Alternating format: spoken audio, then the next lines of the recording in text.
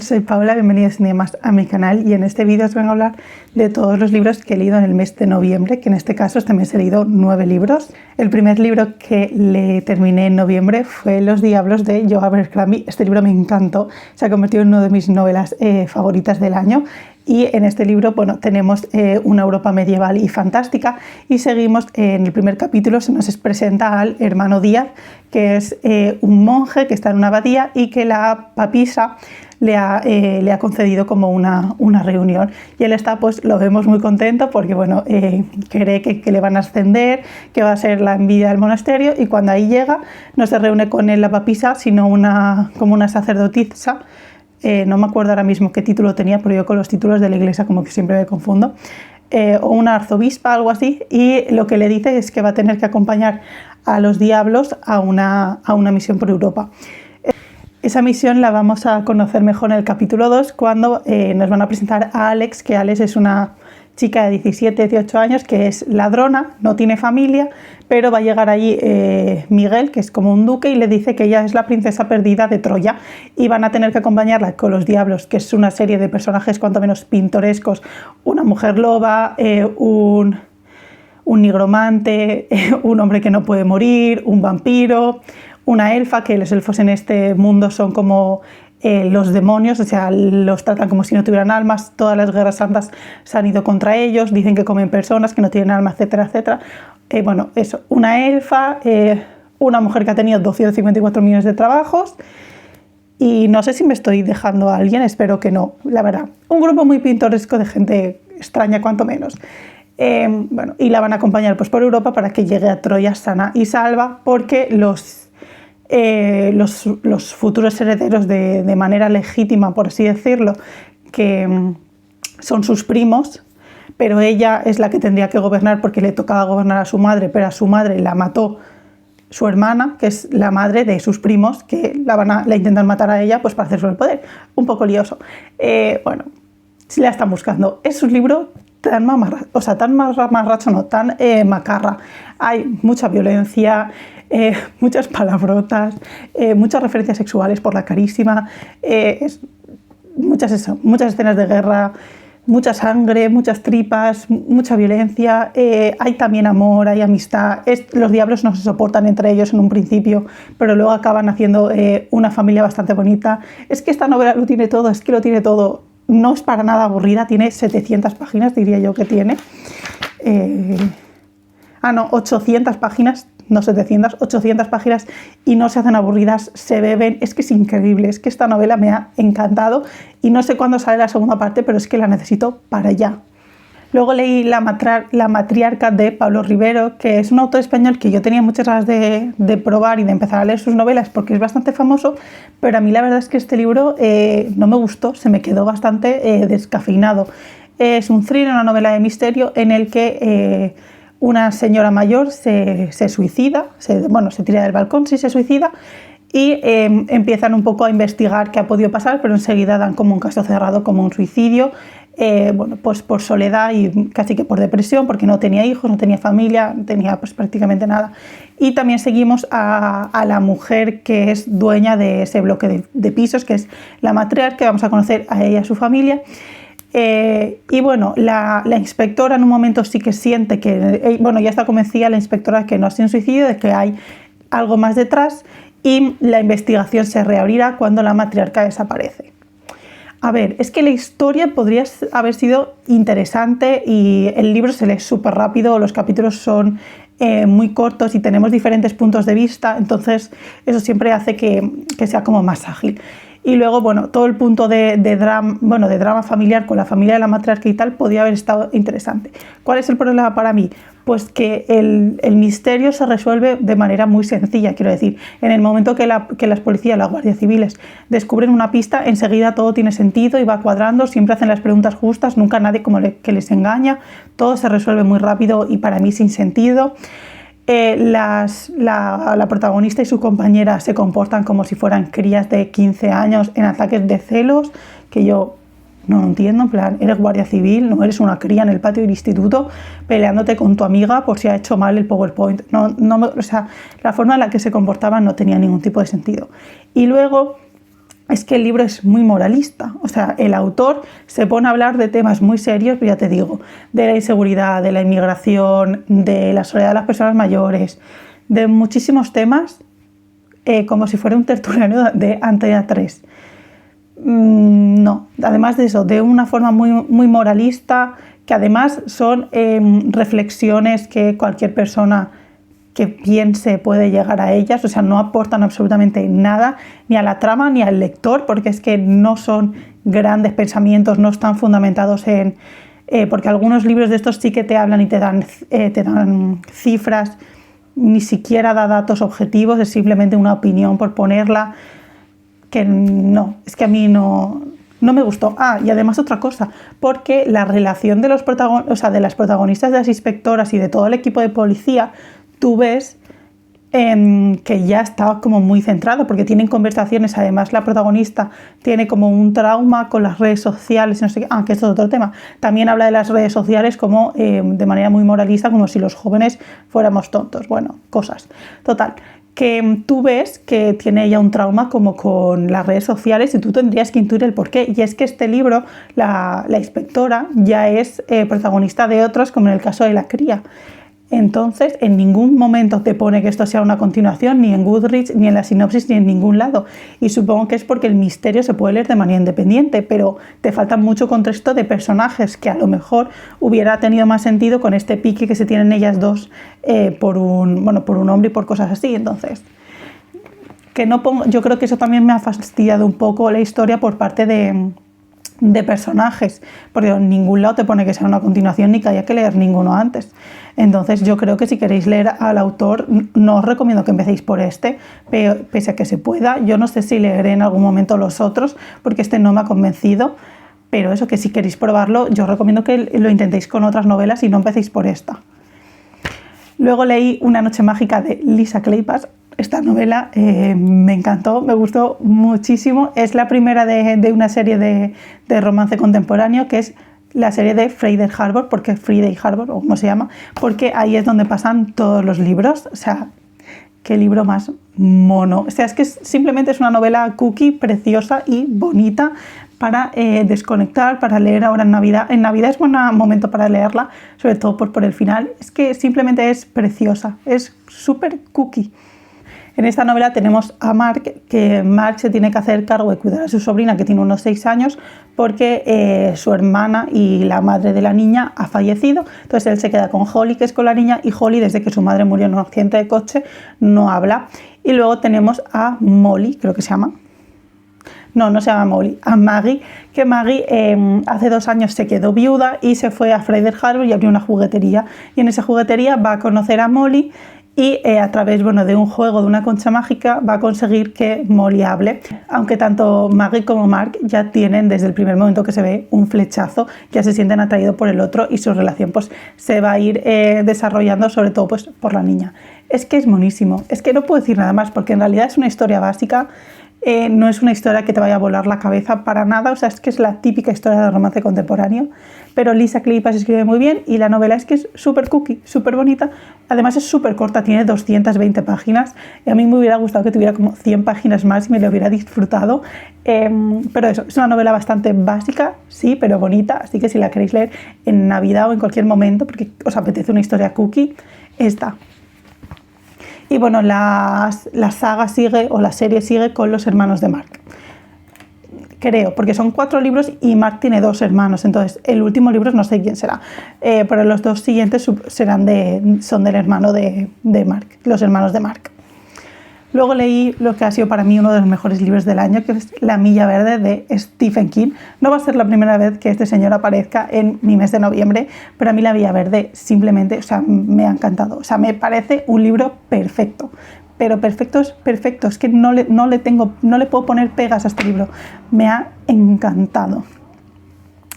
O sea, es de esta clase de libros que Stephen King ha escrito las palabras justas, ha utilizado los términos correctos. No es un libro aburrido, no es un libro denso, no es un libro que sobre ni una coma. O sea, es que es increíble.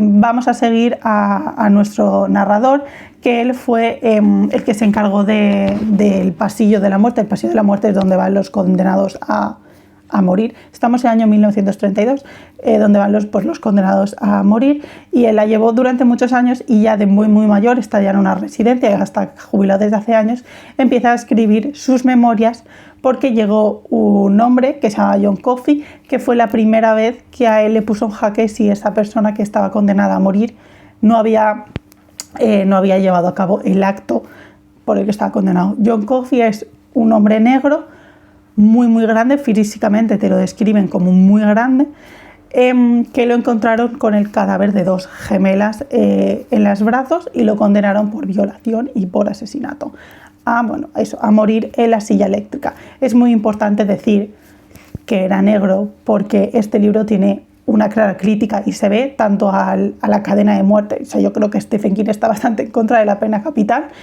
y también a lo racista que es el sistema jurídico estadounidense.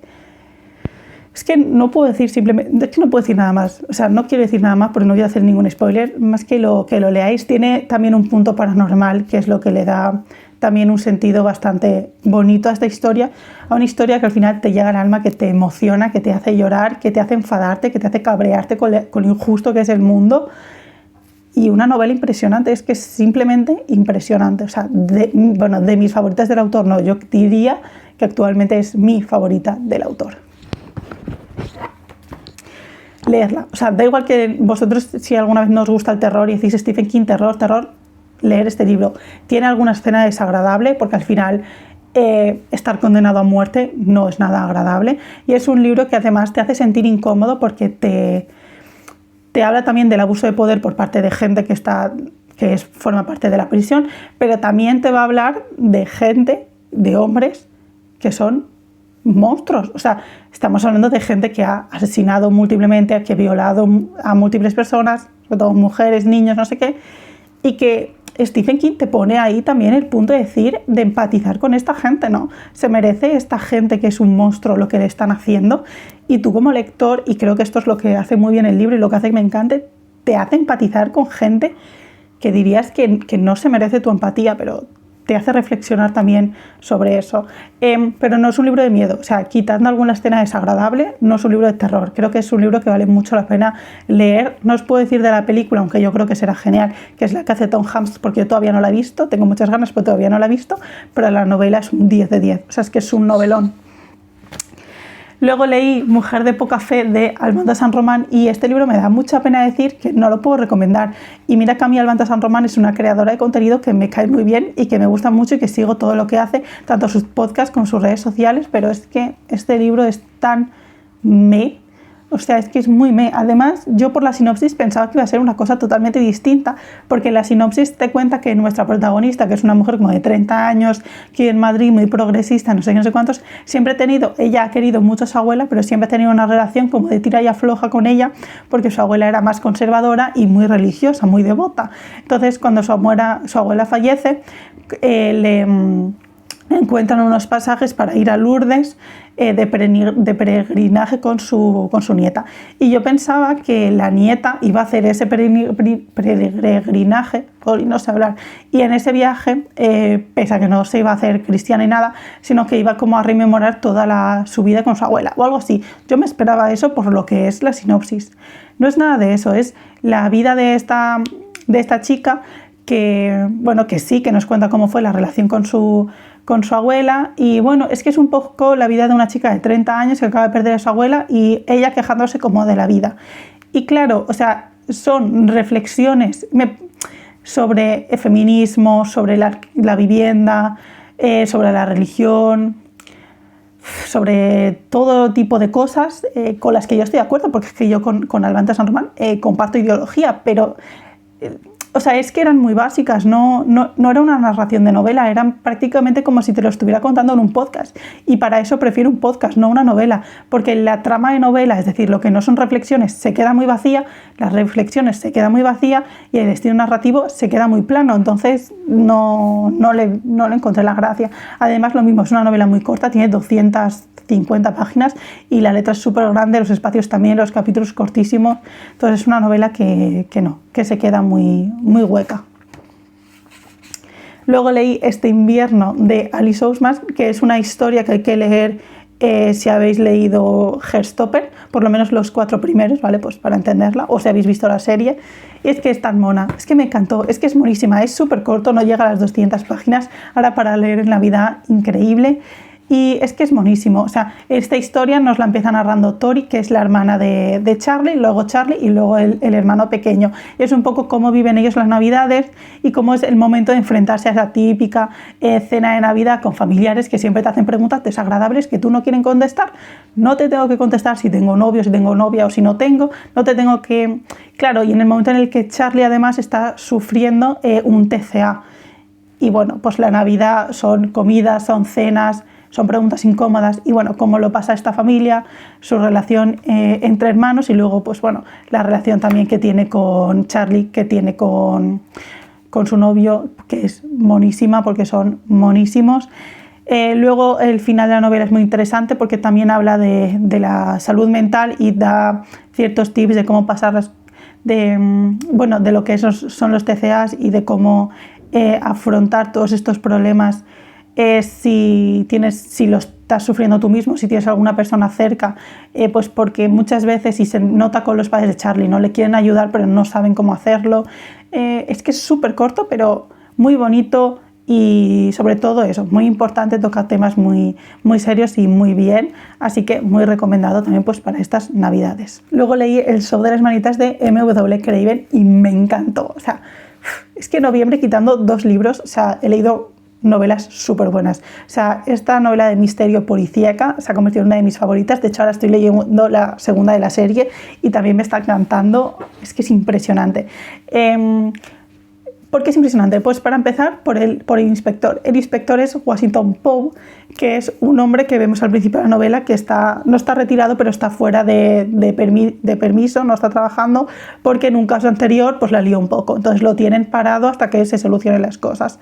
¿Qué va a pasar? Que hay en Cumbria, estamos en el norte de Inglaterra, hay un asesino en serie que quema a sus víctimas y en la tercera víctima tiene acuchillada en la piel el nombre de este inspector. Entonces le van a meter dentro del caso porque además es uno de los mejores. Lo que pasa es que hace las cosas igual un poco fuera de lo estipulado, ¿no? Un poco de manera extraoficial, por así decirlo. Entonces se puede meter en un poco problemas y todo esto va a ser acompañado de la inspectora Flynn, que ella ha trabajado mucho con ella y bueno, se llevan un poco un tiro y afloja porque ella es de hacer las cosas de manera más seria, pero trabajan muy bien juntos, y de un personaje que yo he amado, que es Tilly Bradshaw. Tilly Bradshaw es una mujer un poco más joven que tiene un coeficiente intelectual como de 200 y pico, desde niña ya fue a la universidad, ha estudiado análisis, matemáticas y es la mejor en absolutamente todo.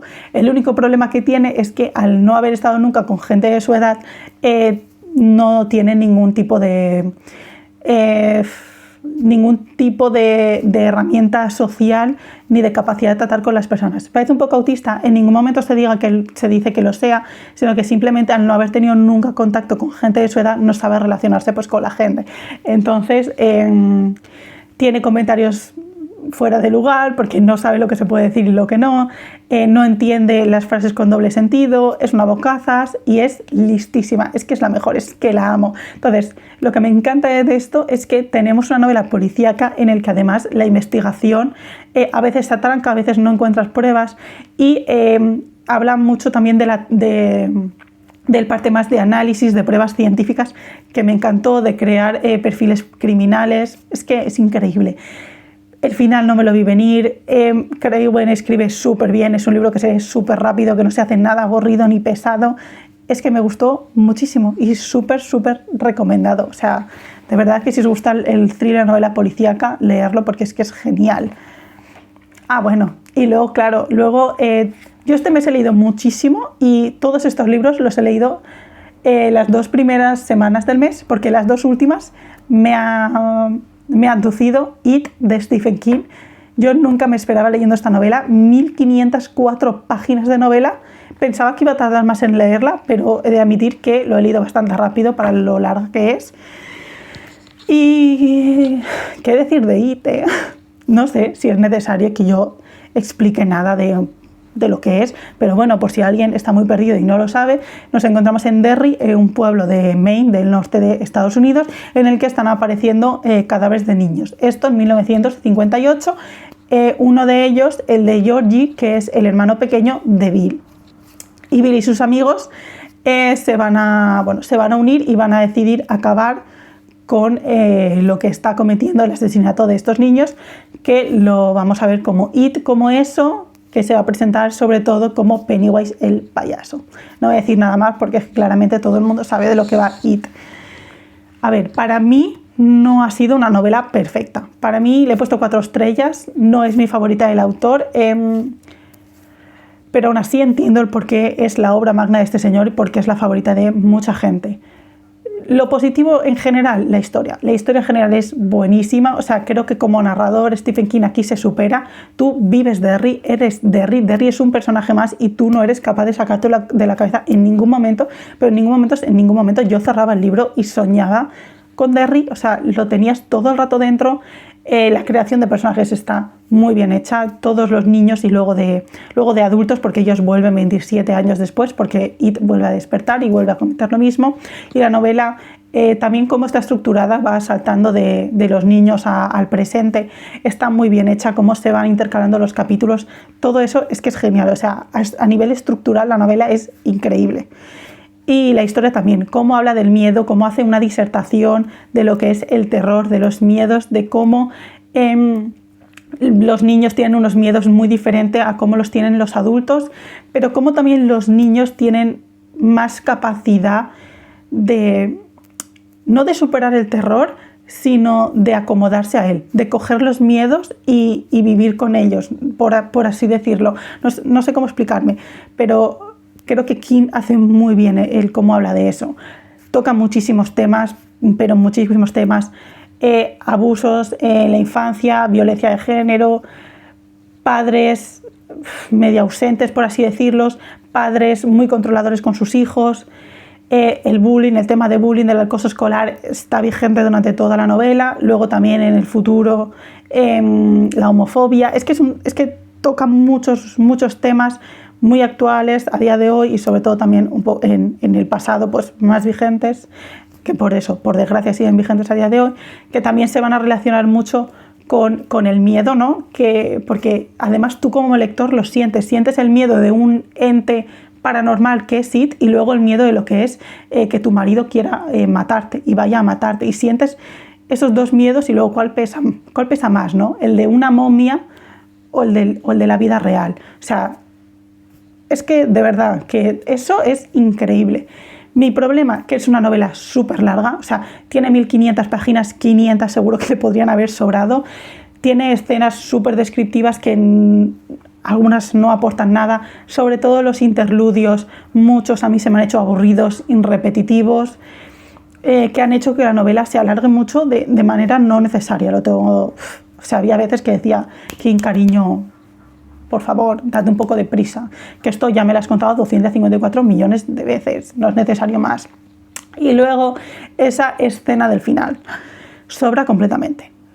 No voy a decir lo que es, hay mucha gente que ya lo sabe, yo ya lo sabía antes de entrar a leer el libro. Es que da igual la excusa, o sea, yo puedo entender el porqué, teniendo en cuenta la relación que ella tiene con su padre, su miedo, sí, puedo llegar a entenderlo, pero no me parece justificable. O sea, no me parece suficiente razón para la escena. También hay que decir que yo, sabiendo lo que era, me esperaba una escena peor y, por lo menos, y gracias al mundo, no es una escena nada sexualizada ni nada cosificante, que es el miedo que yo tenía, que esa escena se le fuera de madre. Sobra completamente, no me parece que debiera estar ahí, porque es que la excusa o la razón de la narrativa por la que está es prácticamente cero, pero por lo menos no es una escena como muy asquerosa de leer porque no es sexualizadora. Pero bueno, esta es mi reseña más o menos de It. Podría hablar muchísimo más de la novela porque da para hablar mucho más. Simplemente decir que esta sí que da miedo, o sea, yo ha habido escenas que lo he pasado mal, sobre todo de asco, de desagradable, como de ansiedad también al leerla. Que si la queréis leer, la leáis, vale la pena leerla, o sea, completamente yo no me arrepiento de haber estado 2 semanas leyendo esta novela porque vale la pena leerla, quitando esas pequeñas cosas que han hecho que para mí no sea una novela redonda. Vale mucho la pena. Me había quedado sin memoria en la tarjeta, entonces he tenido que descargarla. No sé si estáis viendo un cambio como de luz o de plano, es por eso. El último libro que he estado leyendo durante todo el mes prácticamente también es La cárcel más grande de la Tierra, una historia de los territorios ocupados de Ilian Papé. Esta novela de no ficción también me ha gustado mucho porque al final de estos temas hay que saber, hay que hablar, claramente hace referencia a Palestina. Ilian Papé es un profesor israelí de historia en la Universidad de Exeter en el Reino Unido, codirector del Centre Exeter de Estudios Etnopolíticos y activista político. Él, a pesar de ser israelí, es muy crítico con su país. Este libro se publicó en el 50 aniversario de lo que fue la Guerra de los 6 días, en el que Israel atacó Cisjordania, la Franja de Gaza, Egipto y Jordania. Y no sé si algo más, si se hizo con gran parte del territorio, aunque la ONU en su momento salió a decir que ese territorio no le pertenecía, que lo devolviera. Claramente a Israel le dio igual y asentó ahí colonias. Y lo que te explica aquí él es cómo se hizo con el control de estas colonias a través de hacer una cárcel de cielo abierto, en el que a la gente que vivía ahí, que eran palestinos que ya habían sido refugiados, que en el 48 los tiraron de sus casas, les decías o haces lo que yo te diga o palo. Quien entendió, pues entendió. Él lo explica muchísimo. O sea, este libro es un libro muy político, que habla mucho de leyes, que habla con muchos nombres de políticos y ministros israelíes, que tiene citas directas de los que ellos hablaron, partes de textos, de leyes que se firmaron en su momento. También habla de por qué prácticamente el mundo nadie hizo nada, menos en el final, cuando empezaron las intifadas, en el que David contra Goliat, en el que la gente empezó un poco a movilizarse. Pero bueno, un poco lo que ha pasado ahora, la gente se moviliza y ¿qué pasa? Que ya está, o sea, pasa el tiempo y la gente se olvida de lo que está viviendo ahí.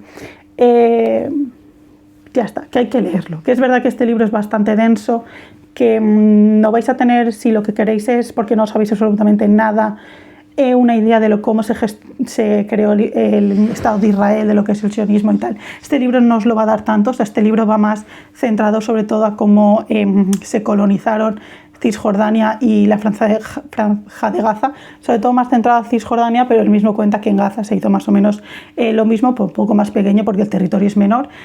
Y no es un libro que te narre lo que está pasando a día de hoy, pero más o menos tú te estás dando cuenta que esto ha pasado.